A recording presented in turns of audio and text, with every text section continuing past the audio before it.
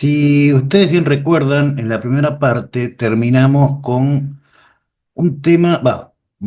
parte de un tema que era si realmente nosotros vivimos una simulación o lo que estamos viviendo es real. Recuerdo que cuando terminamos esa primera parte, nosotros les comentamos que lo que había de por medio, lo cual nos hacía en cierta forma dudar, eran dos cosas que van de la mano y que son prácticamente iguales, que una era los déjà vu proféticos y otra eran los sueños proféticos. Para quien está viendo este video y no vio la primera parte, voy a hacer un pequeño resumen de qué quiere decir cada cosa. Un tabú profético, por ejemplo, leve, o sea que no afectaría a tu entorno, sería, por ejemplo, no sé, vos tomas el metro, no sé, en una estación determinada, no sé qué estación puede ser, eh, depende del país de donde vos vivas, por ejemplo, pero por ejemplo, un tabú profético, si me pasara a mí, por ejemplo, leve, podría ser que, por ejemplo, vos tomás, por ejemplo, el metro de la línea D, acá en Buenos Aires, en la estación Callao, ¿no? Tomás el metro, te subís, te sentás, te pones cómodo, que esto, que el otro, y de repente vos ves que el metro llega a una estación, pero cuando llega a la estación, ves que llega a la estación de la cual vos subiste, en la cual vos estás dentro del metro, pero el metro está deteniéndose en la estación, por ejemplo, Callao, que es en la estación donde vos subiste o ibas a subir. Y de repente está llegando a otra estación. O sea, por milisegundos, vos habiéndote subido a la estación, en la estación Callao, del metro de la línea D en Argentina, para tomar el metro para ir a algún lugar, vos te subís al metro, te sentás, te pones cómodo, y de repente, en milésima de segundo, ves que ese metro, donde vos estás dentro del metro, llegás a la estación donde vos ingresaste a ese metro. Y luego, en otra fracción de segundo, ese metro está llegando a la estación siguiente, que viene luego de Callao, por ejemplo. Pero son milisegundos y que te dejan desorientado. Eso puede ser un hecho de tabú, un fenómeno tabú profético leve. En el otro caso, por ejemplo, en el caso de los sueños proféticos,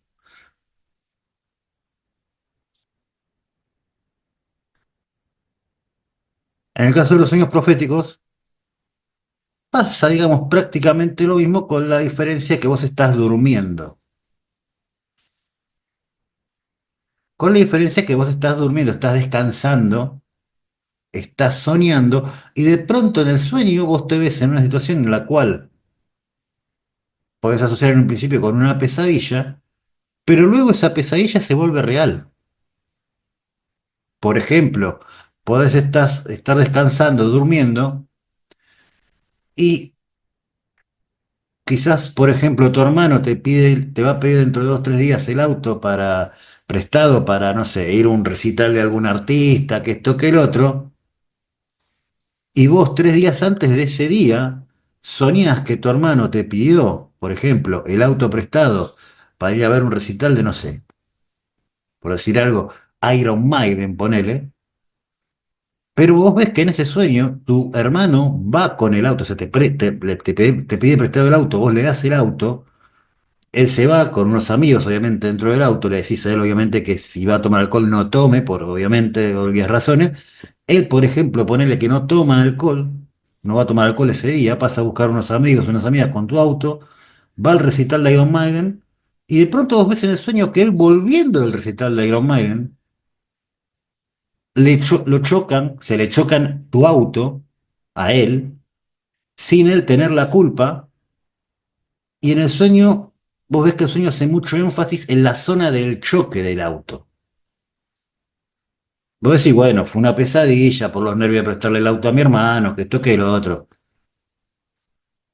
Pero luego, 3 días después, o al día siguiente, después de ese recital, Cuando vuelve tu hermano a tu casa con el auto, vos le preguntas si estuvo todo bien y tu hermano te dice, todo bien, pero me chocaron.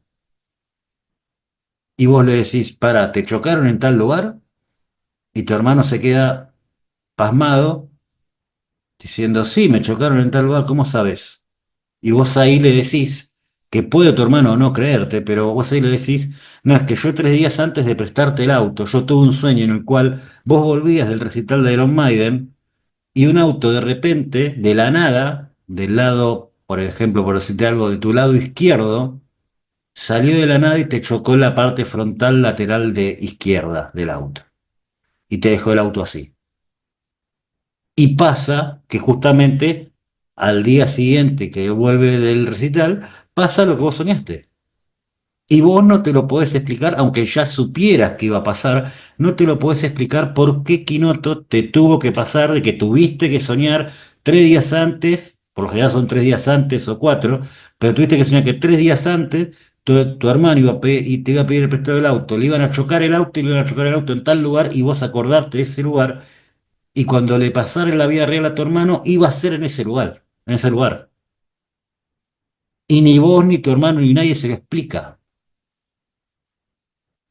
Bueno, eso son, como dije antes en el capítulo 1, los déjà vu proféticos, los sueños proféticos, que a ver, uno dice, uno escucha el término profético y está diciendo, este ya está hablando de la profecía de, no sé, de Nostradamus para el 2026, o está hablando de las profecías bíblicas de no sé qué mierda. No, se le dice profético porque la situación contextual del mismo es algo que todavía no ocurrió pero que te asevera de que próximamente va a ocurrir. ¿Y qué ocurre después? Pasan unos días y ocurre. A ese tipo de actos, digamos, de la vida, de lo que vos quieras ponerle, se le dice profético, ¿por qué? Porque vos te estás anteponiendo a un digamos, contexto, ¿cómo decirlo? Te estás anteponiendo ante un contexto conflictivo que no ocurrió, pero vos sabés que va a ocurrir. Vos tenés cierto dato de que va a ocurrir más adelante y no en un lapso de tiempo largo, es más bien corto. Y lo manifestás quizás por medio de un tabú profético porque soñás, o va, soñás. Un tabú es como si fuera que estuvieras soñando en estado consciente. Es medio difícil la definición de tabú en sí, porque hay muchas vertientes y definiciones, pero para decir una medianamente genérica es como que vos soñés en estado consciente. Por ejemplo, si yo estoy hablando acá a la cámara, es como que yo estuviera soñando mientras hablo a la cámara de algo que va a ocurrir dentro de 3 días, por ejemplo, ¿no? Y lo sepa solamente yo porque a mí se me manifestó. Bueno, un tabú, por ejemplo, es eso. Vos sos consciente por milésimas de segundo de que tu, digamos, ser se trasladó a un tiempo corto más adelante, viste algo que iba a ocurrir en ese tiempo corto más adelante y después volviste de vuelta a tu realidad. Pero volviste cómo, sabiendo que dentro de poco va a ocurrir algo y que el único o uno de los pocos únicos que lo saben sos vos porque vos lo viviste. O sea, es como hubieras puesto la punta del pie en el futuro, hubieras visto 2 milésimas de segundo de una película y después volvés a la realidad real tuya y decís, bueno, de acá a 3 días va a pasar esto porque yo lo vi en tal lugar. Obviamente la gente no va a creerte, porque la gente a este tipo de cosas le tiene miedo, se pone nerviosa. De hecho, el ser humano a lo desconocido le tiene miedo, no le tiene curiosidad. Le tiene miedo, ¿por qué? Porque no lo conoce, no sabe si es algo bueno, es algo malo, es algo neutro. Entonces, ante el desconocimiento, la psiquis del ser humano, de ambos sexos, lo que hace que es atajarse, ponerse a la defensiva y desconocer y tenerle miedo a eso que desconoce. Que quizás eso que desconoce es algo bueno, pero como el ser humano no lo conoce, no lo vio ni nada, lo primero que hace es desconocimiento, miedo. Luego cuando pasan 2 o 3 días, que ya más o menos vio cómo viene la cosa, bueno, ahí se puede poner en modo, bueno, me interesa, me intriga, voy a investigar o no. Bueno, un déjà vu, por ejemplo, es eso, y un sueño profético es prácticamente lo mismo, con la única diferencia que vos estás soñando, estás durmiendo. Pero podés ver en tu sueño algo que va a ocurrir en poco tiempo. O sea, desde el momento que estás soñando hacia adelante en poco tiempo. Y se le dice profético porque vos podés ver algo que en la realidad real no está ocurriendo, pero sabés que en un futuro inmediato va a ocurrir y ocurre. Por eso se le dice profético, de profecía. Podés ver algo que no ocurrió o no ocurre en la realidad real en este momento, pero sabés que en poco tiempo va a ocurrir. Y el único que lo sabe sos vos, porque se te manifestó a vos. ¿Por qué? Por algo. Entonces, eso más o menos era de lo que hablaba, cómo terminaba el capítulo uno de si vivimos o no una simulación.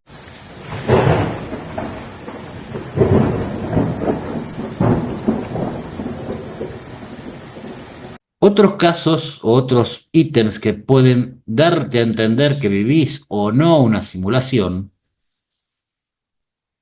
es, por ejemplo,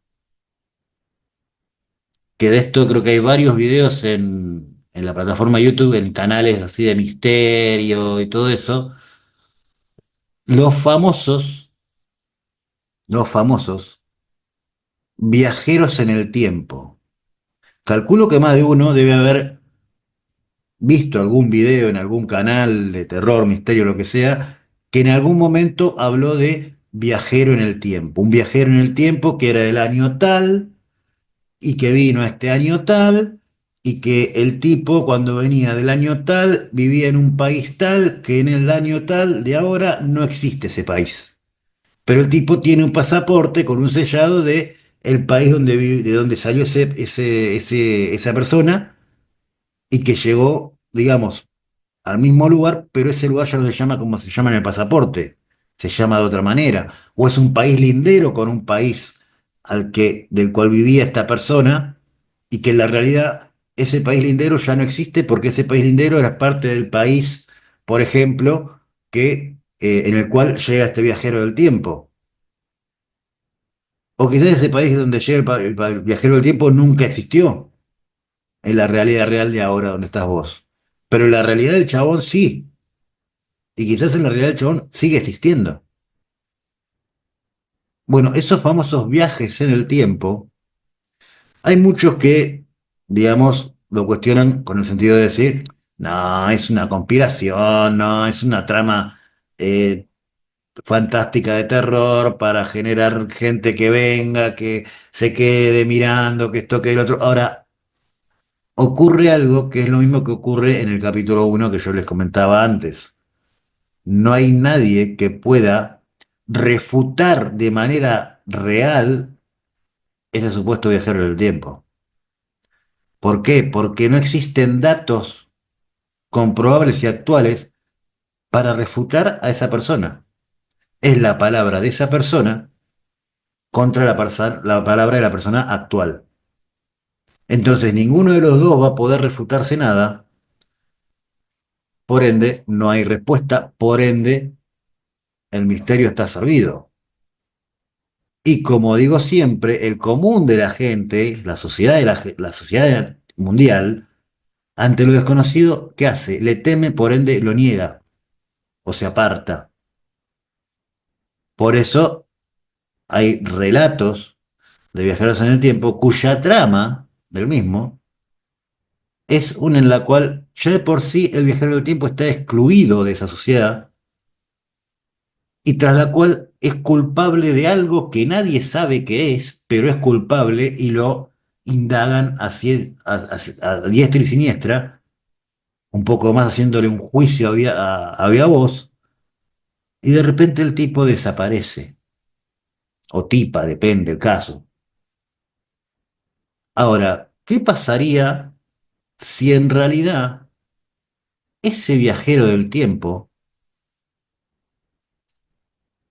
no estuviera viajando en el tiempo, sino que los que viajáramos en el tiempo fuéramos nosotros, que estaríamos en un tiempo infinito, en un bucle infinito, y al cual ese tal viajero en el tiempo solo puede acceder en muy remotas ocasiones, porque ese viajero del tiempo en realidad no es un viajero del tiempo, sino que es un ser humano real que sueña y que tiene sueños proféticos en los cuales por milésimas de segundo puede estar